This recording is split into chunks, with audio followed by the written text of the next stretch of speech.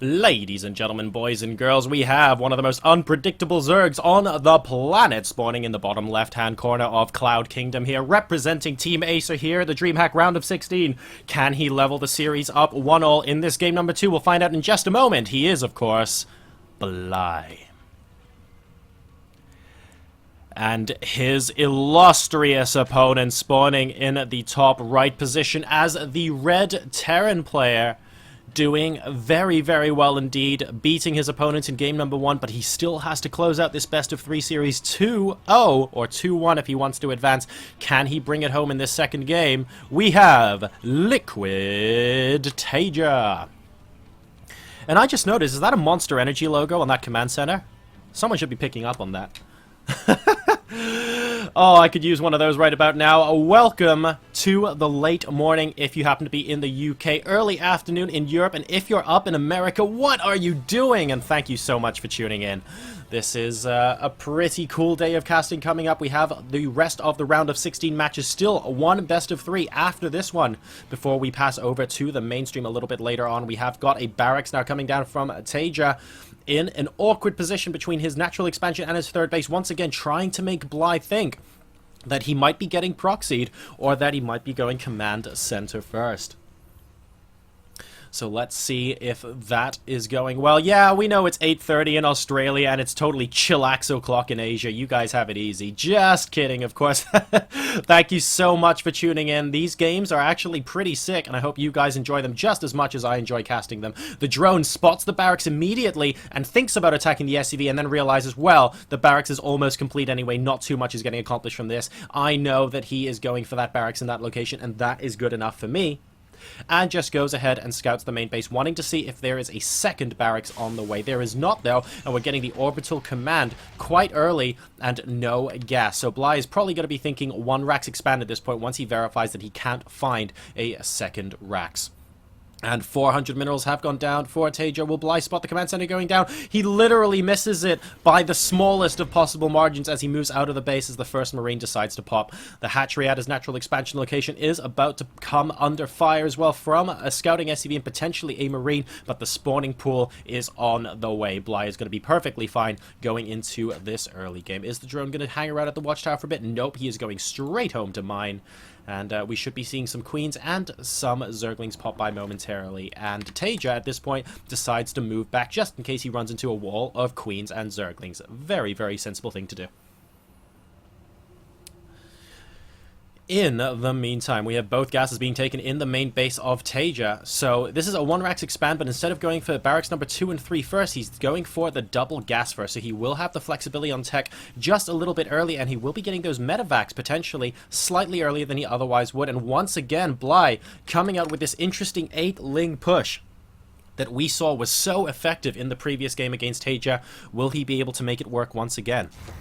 Taeja is holding the watchtower, though, and he sees this coming this time, and a bunker this time is going down. So unlike on Ohana, not too much damage is likely to get done here. SCV moving out, the Marines trying to do a bit of damage to those Zerglings. Only 2 of them. Bly moving in the other 6, but Taeja does know that there are 8 in existence here, and I don't think Bly will be able to do much other than just deny mining by leaving these Zerglings at the minerals for a little while. Taeja going to be microing just a little bit, dropping his mules in the face of those Lings, saying, look, I just don't think there's anything you can do here, mate. And unfortunately, the push that worked out so well for Bly last game is falling completely flat on its face this game. Great anticipation there from Taeja, and good micro there with the Marines. In the meantime, we have got a reactor going down on the barracks and a factory down as well, so it's likely we're going to be transitioning into just a little bit of, oh my, just a little bit of Hellion play as the Lings run straight past the Marines into the main base. There is nothing in the bunker, by the way, so 3 Lings are going to be able to terrorize the main just for a little while. Taeja microing back some hurt SCVs, and we now have some Marines here to clean this up as well. Total number of workers killed, 0.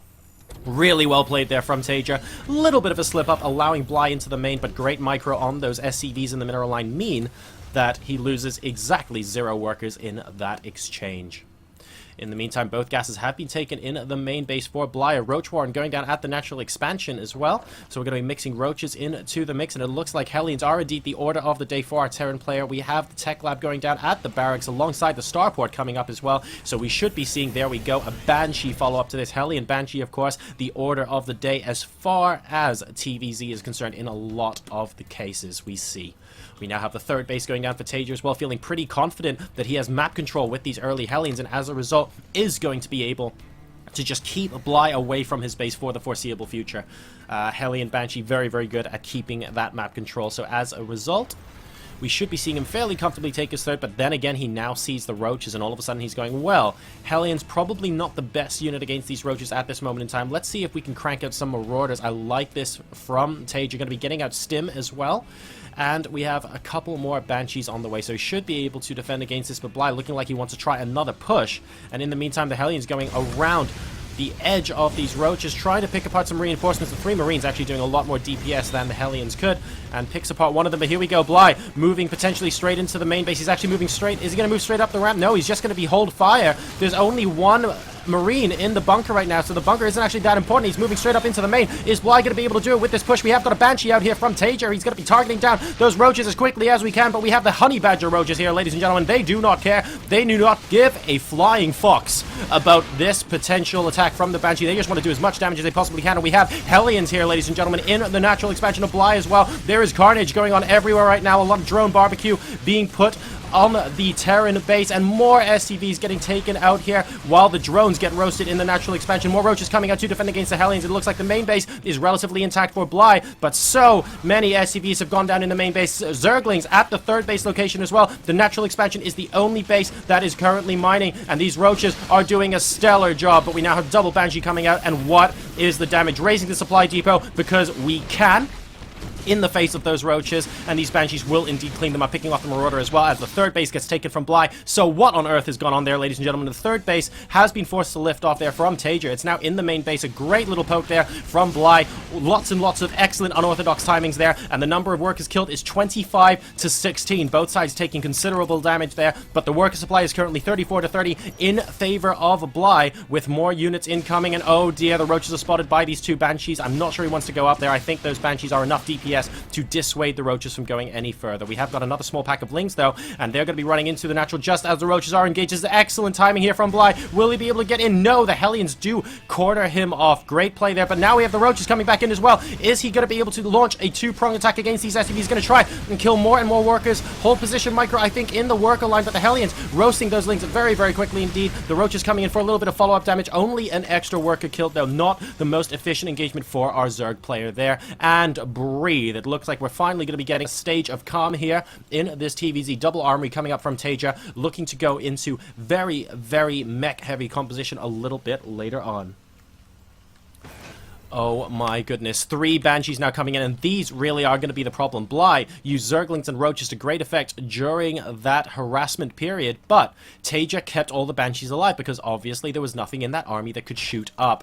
And as a result of this, Bly has to be so wary of the aerial threat here. He might be able to use Roaches to ward off the rest, but he doesn't want the Banshees coming in and picking off 10 or 20 drones. That would be absolutely disastrous right now. We have a lot of Hellions moving in now alongside the Banshees. Some Spore Crawlers in place. That's a lot of Hellions and a lot of Lings for defense. The Roaches don't appear to be anywhere. 10 in production, but will they get there in time? A Queen going down, and look at all these drones. Ladies and gentlemen, we have a barbecue here on Cloud Kingdom, and it looks like everyone is invited. Nice micro there on the drones, trying to pick apart the Hellions. A couple more of them do go down, though. That was pretty well held, actually, but up to 23 workers killed, so losing another 7 in that attack. The current worker count are 32 to 47 in favor of Taeja. That attack really did very, very well indeed, and now the Banshee's continuing to poke away at these Roaches at the front of the base, trying to keep Bly in his base for as long as possible. One of the Banshees almost getting killed, and in fact does actually get killed. Taeja a little bit sloppy on that micro there, but the damage that he wanted to get done has been done. A couple of units coming in at the third base location now, trying to force Taeja to lift off at the third base again, but a couple of Hellions popping in will be able to say no to that. Another Hellion goes down. Another Banshee goes down too. A couple of Queens there. And once again, the game is going to stabilize, but this time Taeja coming out, I would say, with a pretty decent lead indeed. We've got more and more factories coming down now, and no doubt they will have tech labs being added on them ASAP. There we go. going to be adding another one there. So he's going into very heavy mech, and his worker advantage is still going strong. 15 workers ahead of his opponent right now. Bly going to try and go around the southern part of the map.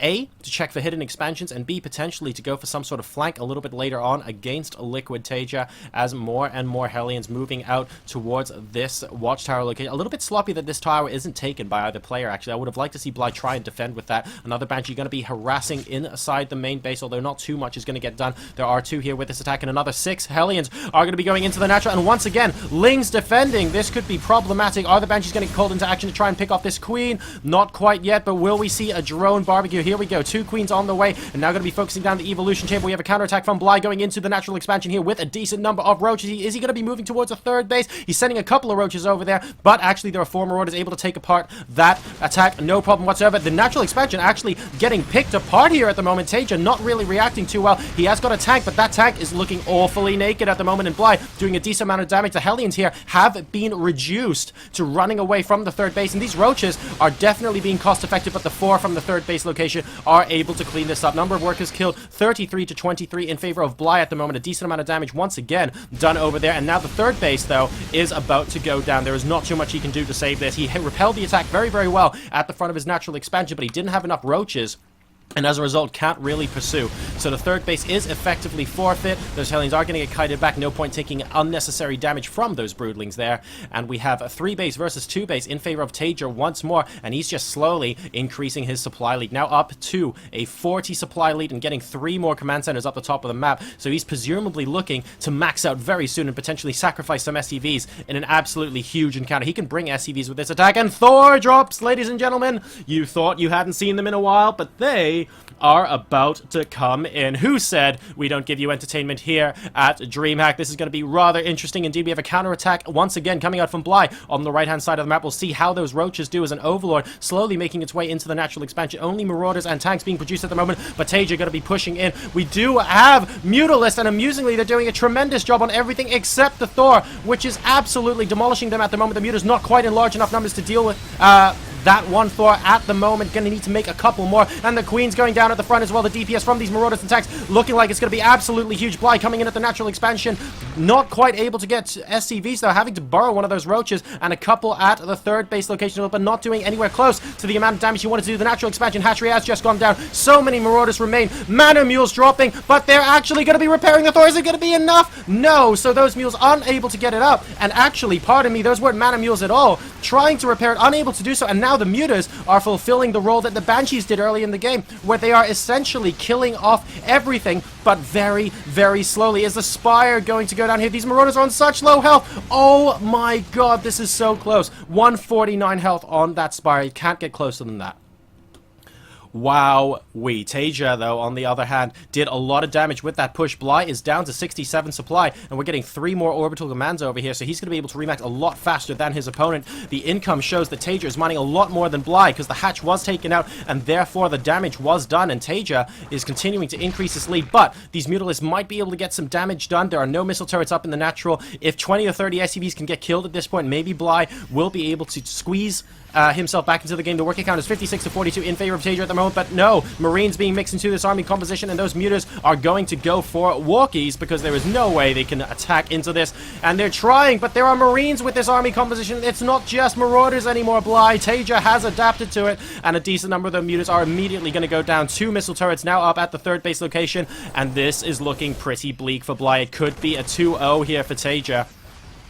He is now 118 supply versus the 59 for Bly. He has retaken his hatchery at his 3rd base location, but nothing is mining from it at the moment.